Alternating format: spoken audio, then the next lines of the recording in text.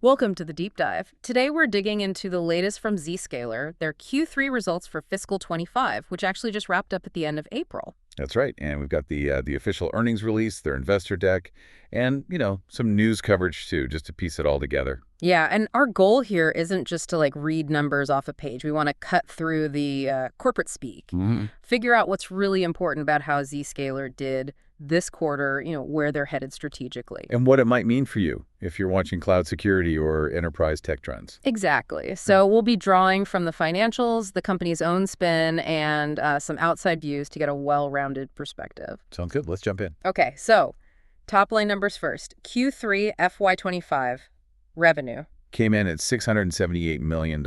which is 23% up from the same time last year. Yep. And calculated billings also look strong, $784.5 million. That's a 25% jump year over year. Billings are key, right? Future revenue indicator. Definitely. And speaking of future revenue, deferred revenue hit nearly $2 billion. $1.985 billion to be exact, as of April 30th. Wow. Up 26% from a year ago. That's some serious visibility. Yeah, but here's the thing that really jumped out from the materials. They didn't just meet their own targets. They beat them. They beat them. Revenue guidance was a bit lower, like $665 to $667 million. Okay. And calculated billings growth. They guided for 200 to 260 basis points of sequential growth, but it actually came in at 600 basis points. 600. That's quite a beat, especially on billings. Suggests demand is pretty healthy. Right. And the CEO, Jay Chaudhry, naturally said they, quote, delivered outstanding Q3 results. He credited, customers adopting their Zero Trust Exchange platform. Okay. To top line, good shape, beat expectations. Makes sense. It does. But then you look at profit, and this is where you really need to, parse the GAAP versus non-GAAP stuff. Ah, yes. The classic accounting nuance. So GAAP net loss was $4.1 million this quarter. Correct. Yeah. Which is actually a swing from last year's Q3, where they had GAAP net income of $19.1 million. So by standard rules, they lost money this quarter compared to last year. Exactly. Yeah. But then you look at their preferred metric, non-GAAP net income. And that tells a different story. Completely different. $136.8 million. And that's up from $113 million last year. Okay, that's a huge swing between the two numbers. For anyone listening who's maybe newer to this, why? Why the big gap, and why do companies focus so much on non-GAAP? Well, it's a really important point. The sources specifically say their non-GAAP numbers pull out things like stock-based compensation. Right, big one for tech companies. Huge. And related payroll taxes, amortization of intangibles from acquisitions, debt costs, stuff like that. Okay. The argument they make, and many tech companies make, is that these items aren't really reflective of the, core ongoing operational health of the business. Stock comp is non-cash. Acquisitions are lumpy. So non-GAAP is supposed to be the cleaner view of day-to-day operations, even if GAAP is the official standard. That's the idea. And yeah, stock-based comp is usually a major factor driving that GAAP loss for growth companies. They also mentioned a small change to how they calculate their non-GAAP tax rate, using a 23% long-term projection now for consistency. Got it. So if we focus on that non-GAAP view, their earnings per share was $0.84. Right. And that also beat their guidance, which was 75 to 76 cents. So another beat there. And operating profit follows the same pattern. GAAP loss, but non-GAAP income strong. Pretty much. GAAP operating loss widened a bit year over year.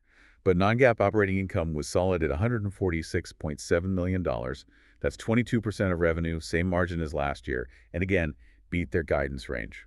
So the takeaway seems to be GAAP shows a loss, but the non-GAAP metrics, which management emphasizes, point to pretty healthy and consistent underlying profitability. Yeah, that's the narrative they're putting forward, and the numbers back it up from that non-GAAP perspective. Okay, moving on from income, cash flow. How's the cash situation looking? Very healthy. Cash flow from operations was $211.1 million. That's 31% of revenue, same strong margin as last year. Nice. And free cash flow. $119.5 million. So an 18% margin. That's slightly down from 22% last year, margin-wise. Still, 18% free cash flow margin is pretty solid. Converting revenue to actual cash effectively? Very solid. And their overall cash pile, it's substantial. They ended Q3 with just over $3 billion in cash, equivalents, and short-term investments. $3 billion. Wow. And that's up almost $600 million just since last July, the end of their previous fiscal year. Yeah. That gives them a ton of flexibility, obviously. That's a serious war chest. Okay. They also highlighted RPO, right? Remaining performance obligations. Yep. RPO. Basically, contracted revenue that hasn't hit the books yet. That grew to about $5 billion. $5 billion, up 30% year over year. That's strong future visibility. Definitely points to a solid backlog of business. And they also mentioned achieving this rule of 52% thing year to date. Yeah, it's usually the rule of 40 people talk about in size, right? Right. Revenue growth plus free cash flow margin should ideally be over 40%. Exactly. So Zscaler's pointing out that for their fiscal year so far, their 24% revenue growth plus their 28% free cash flow margin adds up to 52%. 52%. And they claim this puts them in, quote, a rarefied category among large publicly traded SaaS companies. Well, it's certainly a strong number. The point they're making is that they're delivering both solid growth and strong profitability or cash generation at the same time. Which is often a tough balancing act for SaaS companies once they get big. Precisely.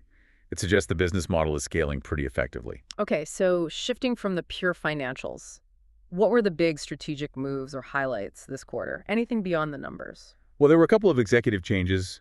New CFO Kevin Rubin and Raj Judge joined the board and as EVP of strategy. But the really big news was an acquisition. Right, the Red Canary deal. Tell us about that one. So this actually happened right after the quarter closed in May.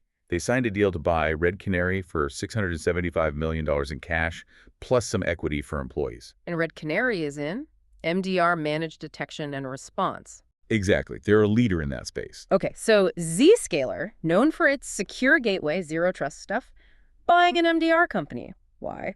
The official line is about combining data and expertise for AI security ops, right? Speeding things up. That's the stated rationale. Zscaler's data plus Red Canary's MDR expertise equals faster, better AI-powered security operations. They said it could accelerate comprehensive solutions by like 12 to 18 months. Plausible, but is there maybe more to it? Like, beyond just speeding up AI development? I think so, yeah. I mean, think about the sheer volume of data Zscaler sees. Right, we'll get to those numbers, but it's massive. Billions of transactions daily. Exactly. Now, MDR companies like Red Canary, they specialize in taking all sorts of security data, alerts, logs, everything, and actually making sense of it, turning it into real, actionable threat intelligence, often with human analysts involved too. Okay. So acquiring Red Canary might be less about just building the AI faster and more about acquiring a really high-quality, curated data pipeline and the human expertise needed to interpret it. So it's about the quality and interpretation of the data feed for the AI, not just the algorithm itself. I think that's a big part of it. It could give them a serious edge, a kind of data moat that competitors without that MDR insight and data flow would struggle to replicate. Plus, it immediately gives them a strong offering in the growing MDR market itself. That makes a lot of sense, securing the best fuel and the best mechanics for the AI engine. So looking bigger picture than market reach, future outlook, where do they stand overall? Well, they have a really strong foothold in large enterprises. They said over 35% of the Global 2000 use Zscaler now, and about 45% of the Fortune 500. Those are significant penetration rates in the biggest companies. What about overall customer counts, especially the larger spenders? Total customers are over 8,650. Customers spending over $100,000 a year grew 15% to just over 3,300. Okay. And those spending over $1 million a year, that grew 13% to 642 customers. So solid growth in landing new logos and expanding within existing ones, especially at the high end. And they reiterated their view on the market size, still see lots of room to grow. Oh yeah, they put their total addressable market, TAM, at over $96 billion. That covers users, workloads, IoT, OT, basically saying there's a huge runway ahead. Right. And finally, they gave the financial outlook for Q4 and the full year. They did. For Q4, they're guiding revenue between $705 and $707 million. Full year revenue guidance is now around $2.66 billion. Okay. And they provided guidance for billings, non-GAAP operating income, and non-GAAP EPS for both Q4 and the full fiscal year 25 as well. You know, the usual forward-looking statements with all the standard caveats about risks. Of course. Did they mention anything supporting margins going forward? Briefly, yeah. Things like newer products being built on public cloud and optimized for cost, plus just general operating leverage as they continue to scale the business. They also highlighted customer satisfaction, again claiming an NPS score over 70. 70 NPS is quite high compared to the SaaS average, which they put around 30. That's definitely a positive sign for keeping customers happy and expanding those relationships. Agreed. High NPS usually correlates well with retention and upsell potential. Okay, so let's try and wrap this all up then. Key takeaways. Zscaler delivered a really strong Q3, beat expectations, especially on billings, showed solid non-GAAP profitability and good cash generation. Yeah, and strategically, they're clearly pushing hard on expanding the platform way beyond just user access. Zero trust everywhere, data security, agentic operations, these aren't just buzzwords. They seem to be driving real growth. The customer stories definitely back that up. Bigger deals, longer commitments, customers buying way more modules through things like Z-Flex. It shows the platform message is landing. hmm And that Red Canary acquisition feels significant. Combined with their sheer data scale, it really positions them to push aggressively on AI-driven security, potentially creating that data moat we talked about. Right, so the focus seems to be zero trust for everything, leverage AI across the board, and sell the value of consolidating security onto their platform to reduce cost and complexity for customers. Exactly. It feels like you're aiming to be more than just a security vendor, maybe more like the central nervous system for enterprise security intelligence, powered by all that data and AI. hmm This push towards a single, unified, AI-fueled platform is fascinating. So here's the thought to leave folks with. How does this consolidation play, bringing user access, branch security, data protection, SecOps automation, all onto one platform, fundamentally challenge the traditional security market filled with point solutions? And what are the real trade-offs for customers betting on this unified approach versus sticking with maybe best-of-breed tools for each specific function?